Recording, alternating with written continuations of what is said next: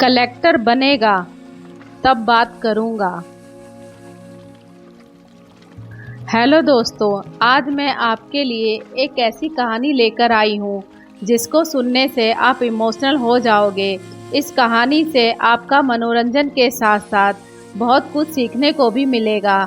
अगर आपको emotional sad story पसंद है तो आपको यह वीडियो बहुत पसंद आने वाली है। चलिए सुनते हैं कहानी। यह कहानी है बिहार के एक गांव की, जिसमें अभय नाम का लड़का रहता था। बचपन से ही पढ़ाई में होशियार अभय अपने मम्मी पापा की आखिरी उम्मीद था। दादा ने अपने समय में बहुत कर्ज ले लिया था, जिसको चुकाने में पापा की पूरी जिंदगी मजदूरी में निकल गई। उनके पास थोड़ी सी जमीन थी जिससे उनका गुजारा हो रहा था। पापा की तबीयत मजदूरी करने से खराब रहती थी, पर पापा अभय को इस बात का एहसास नहीं होने देते थे।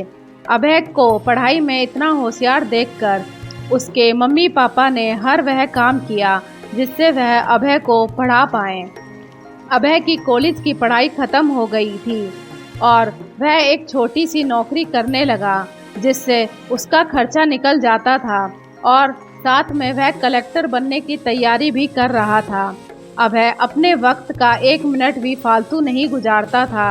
अभय ने पूरा समय पढ़ाई और नौकरी में ही लगा दिया। अभय के पापा को यह पता था कि वह कलेक्टर बनना चाहता है, इसलिए घर की हालत बहुत ज़्यादा खराब होने पर भी उन्होंने कभी भी अभय से इस बात का जिक्र नहीं किया और ना उसको अच्छी नौकरी करने के लिए कहा। लगातार 2 साल तक अभय पास नहीं हो पाया। उसके बाद भी उसके पिता ने अपना घर और ज़मीन गिरवी रखकर अभय को IAS की कोचिंग ज्वाइन कराई और उसकी नौकरी भी छुड़वा दी और केवल पढ़ाई करने को कहा। अभय के पापा हमेशा उससे कहा करते, बेटा खेत और घर दोबारा आ जाएंगे पर कलेक्टर दोबारा बन नहीं सकते। आज पूरे साल पढ़ाई करने के बाद अभय का रिजल्ट आ गया, जिसमें वह अच्छे नंबरों से निकल गया था। आज उसके पिता से ज़्यादा खुश कोई नहीं था। ऐसा लग रहा था जैसे अभय का सपना पूरा होने वाला है, पर भगवान को कुछ और ही मंजूर था। कल इंटरव्यू था और सुबह से उसके पापा की तबीयत खराब थी। अभय के पापा उसकी माँ से बार बार कह रहे थे कि अभय को मत बताना, और उस दिन देर रात उनकी मौत हो गई। अब एक माँ जिसकी गोद में उसका पति गुजर गया और वह अपने दर्द को भुलाकर अपने बेटे की ज़िंदगी के बारे में सोच रही थी। माँ ने पड़ोसियों तक को इस बात का एहसास नहीं होने दिया कि उसका पति अब नहीं रहा। पूरी रात ऐसे रोई कि आवाज़ भी ना निकले, और सुबह अभय जब इंटरव्यू देने जाने लगा तब माँ और पिता के आशीर्वाद के लिए उसने माँ को कॉल किया। माँ ने पूरी हिम्मत लगा दी अपना सच छुपाने के लिए और अभय को आशीर्वाद दिया। और जब अभय ने पापा से बात करने को कहा तो माँ बोली, पापा अब तुमसे बात नहीं करेंगे, वह कलेक्टर से बात करेंगे। इतनी बात करके माँ ने फ़ोन रख दिया।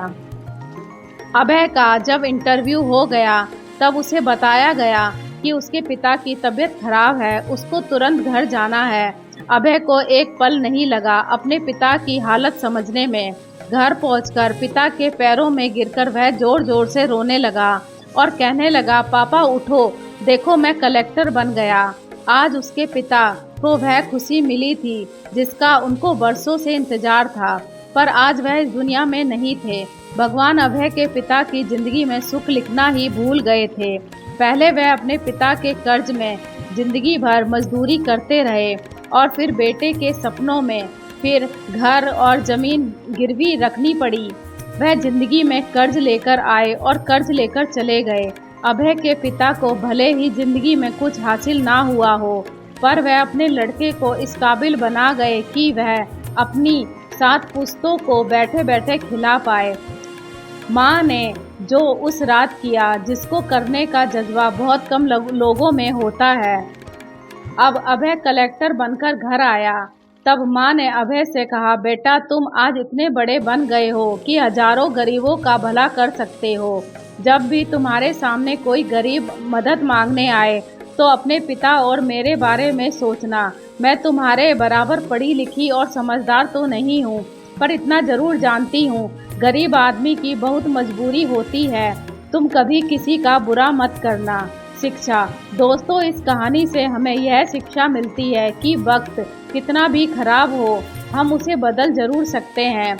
माँ और पिता के एहसानों को हम कभी नहीं उतार सकते, पर हम अपने कर्मों से उनकी इच्छा जरूर पूरी कर सकते हैं।